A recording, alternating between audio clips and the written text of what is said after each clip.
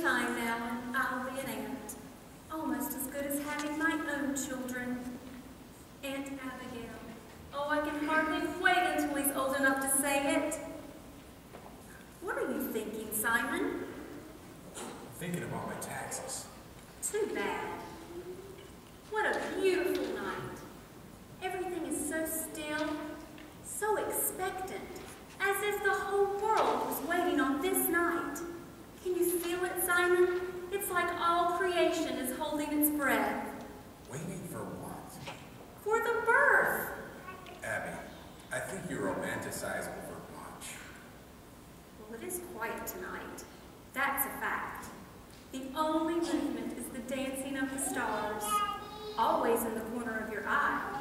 Look directly at one and it's still, but look away and it starts cavorting with all the others, a pageant in the peripheral. There you go again. Why can't the women in this family ever describe something analytically? Why can't a star ever just twinkle? Twinkle's a good word, an easy word. Oh, twinkle, twinkle. It's what normal people say. A female in this house sees a star and it's gamboling through fields of velvet. Oh, Simon, that was good. Abby, that was satire. Oh, I don't think I like satire. Then you should refrain from poetic embellishment of mundane matters. God made us to see things differently, Simon, that's all. I have my perspective, and you have something. For me, life without poetic embellishment would be like length and width without depth. Well, I'm well contented with my two-dimensional existence. I'm practical, at least. Practical. Is that what you call it? Objective. Objective.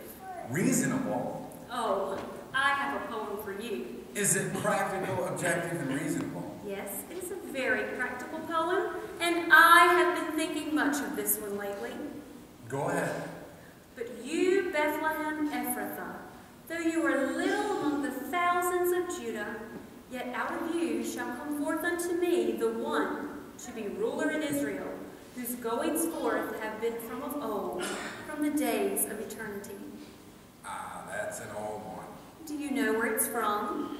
The prophet Micah. I know my Septuagint. Then you do know poetry. The scriptures are full of poetry. God writes in at least 3 dimensions. Yes, well, why do you quote Micah for me? Because, Simon, this is Bethlehem. Always has been. That doesn't explain your parlor reading. And the Messiah is to come from this town. Hopefully within the next millennium. And my sister is having a baby tonight in Bethlehem. Think about it. More foolishness. Abby, that was not a practical poem. Oh, I didn't think you'd be ready to hear it. But the Messiah will be born sometime. Why not now? Some Bethlehem baby will be the one. Why not yours? I would be the Messiah's aunt. I could watch him grow up and take note of all the little things he does to prove that he is destined for greatness. And he couldn't come at a better time, you know, with those Romans. It would be nice to have a break from all these taxes. Pox from my foot. Bethlehem Ephrathah. But I'm a realist. Even if I have a son tonight, he won't be the Messiah. Still, it is nice to imagine. Well, your imagination needs to upgrade my standard of living. The Messiah will be a king. He'll be born in a palace somewhere, surrounded by opulence and luxury, and a dozen servants to change and powder his diaper. Oh, I envy his parents, whoever they are. I don't want a Messiah in my family, truth be told. Having to deal with all that fame, that notoriety. No. I'll be content with an ordinary border girl. Normal. Normal in a special kind of way, but normal nonetheless, and that's what I'm going to raise. How? What will you do? To raise a normal child, I'll teach him the normal, common sense ways of the world. How to work and save and get ahead. I'll teach him the value of a denarius. I'll teach him how to take care of himself. The basics of life. And that way he'll be just like anyone else in this world. And just like you. He could do worse. A secure, well-adjusted, normal man who works hard to do what he can in this community. Yes, I want him to be like me. And what will you name him? Excuse me? Is it time? No, not yet. Your child's none too motivated. I'm averting disaster. Now you two just hold on. What are you doing? You can't bring that in here. It's all right, Dorcas. He'll be glad to see this. I tried to talk her out of it. You should have tried harder. This is the crater. Yes, sir. The acquisition and procured it. Just sounds perfect, sir. You want me to put my baby in there? Oh, it cleaned up nicely, as you can see, sir. The linen polish was all it wanted. Perfect size. Just right. You found this. Yes, sir. All by yourself. Shall I move it to the nursery? To the nursery. Yes, sir. So the baby can, you know. How about instead, you move it to Gehenna? All right, then.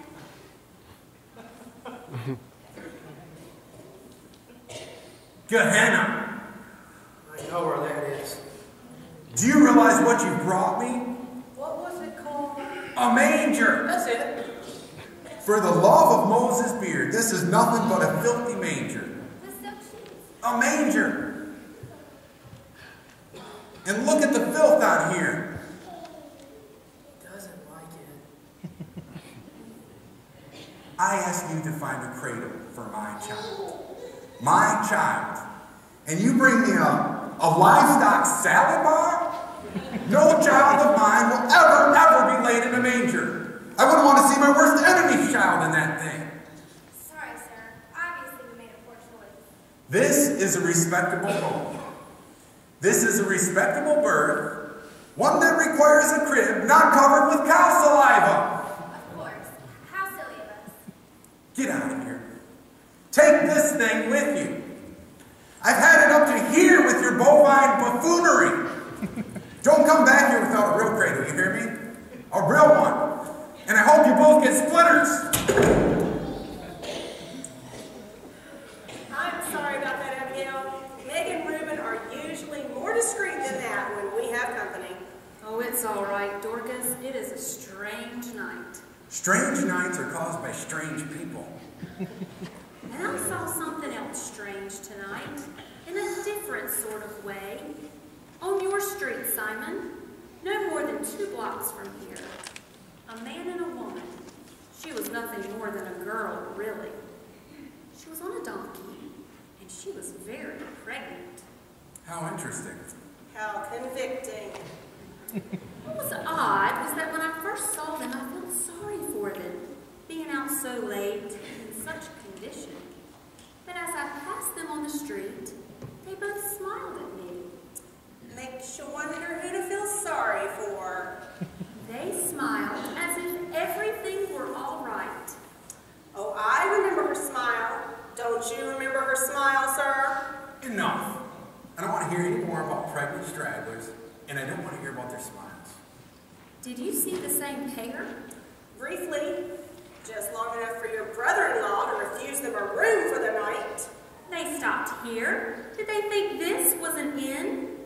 See? I'm not the only one with common sense around here. Good answer, Abby. It wasn't an answer, Simon. It was a question.